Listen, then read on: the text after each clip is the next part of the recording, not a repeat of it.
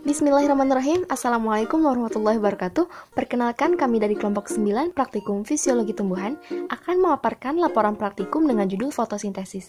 Adapun dosen pengampu Ibu Hajah Astrianti Masud SSI MPD dan asisten praktikum Teh Rizka Ayu Wardani.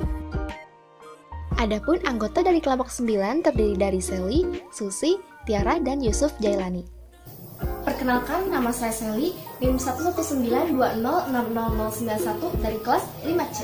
Perkenalkan, saya Susi Susilawati Sinta Dewi dengan NIM 11920600103 dari kelas 5C. Bismillahirrahmanirrahim. Perkenalkan, nama saya Tiara Fauzia dengan NIM 11920000110 semester 5 kelas C. Perkenalkan, nama saya Yusuf Jailani dengan NIM 11920600119. Adapun tujuan pada praktikum kali ini yaitu untuk menganalisis peranan cahaya dan gelombang cahaya terhadap fotosintesis. Kemudian, alat dan bahan yang digunakan pada praktikum fotosintesis diantaranya yaitu betadin, aluminium foil, baskom logam, kertas mika warna merah, hijau, kuning, biru, alkohol 70%, daun pepaya, daun singkong,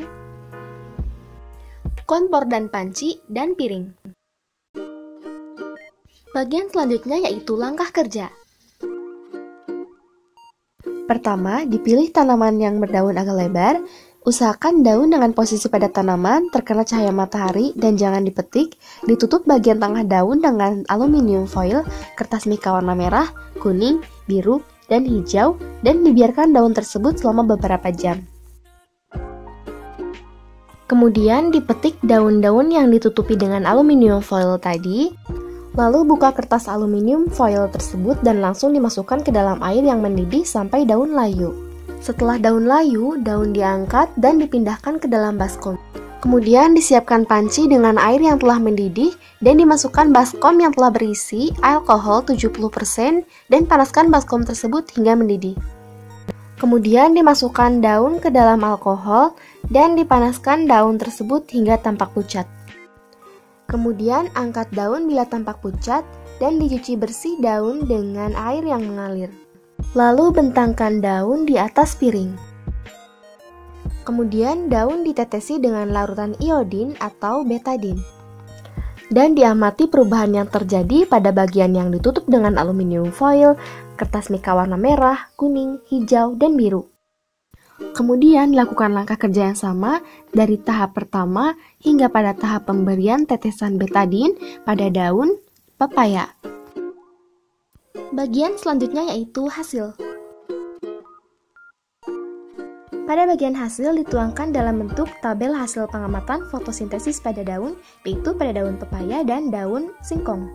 Kemudian diberikan perlakuan yang berbeda pada setiap daun, yaitu dengan aluminium foil, mika warna merah, biru, kuning, dan hijau.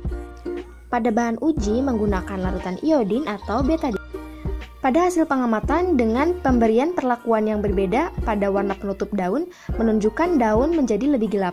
Pada daun pepaya dengan penutup aluminium foil dan mika hijau menunjukkan hasil yang sama, yaitu terbentuknya warna biru kehitam-hitaman. Kemudian pada daun pepaya dengan penutup mika warna merah dan daun singkong dengan penutup aluminium foil, mika biru, dan mika kuning menunjukkan hasil yang sama, yaitu terbentuknya warna ungu. Selain itu, pada daun pepaya dengan penutup mika warna biru, kuning, dan pada daun singkong dengan penutup warna merah menunjukkan hasil yang sama, yaitu terbentuknya warna ungu kehitam-hitaman. Sedangkan pada daun singkong dengan penutup mika warna hijau, terbentuknya warna coklat kehitam-hitaman. Bagian selanjutnya yaitu pembahasan. Pembahasan pada praktikum kali ini yaitu berdasarkan hasil pengamatan pada daun pertama yaitu carica papaya dan daun manihot esculenta, terdapat perubahan warna menjadi biru kehitaman pada bagian yang tidak dibungkus aluminium foil. Hal tersebut terjadi setelah perebusan karena adanya amilum yang ada di dalam daun. Lalu pada perlakuan kedua yaitu daun carica papaya dan manihot esculenta dengan menggunakan mika berwarna merah, biru, hijau, dan kuning kemudian ditetesi dengan lugol. Terjadi perubahan warna yang berbeda. Seluruh warna daun berubah menjadi gelap. Namun Dengan perlakuan spektrum mika berwarna merah, daun sangat pekat dan kehitam-hitaman. Hal tersebut menunjukkan adanya tingkat fotosintesis yang tinggi terhadap daun dengan pengaruh spektrum cahaya.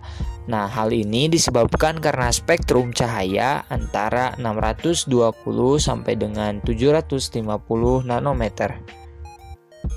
Sedangkan perlakuan dengan menggunakan mika berwarna lain yaitu warna biru, hijau, dan kuning, perubahan warna yang terjadi menjadi gelap, namun tidak sepakat dengan perlakuan mika berwarna merah.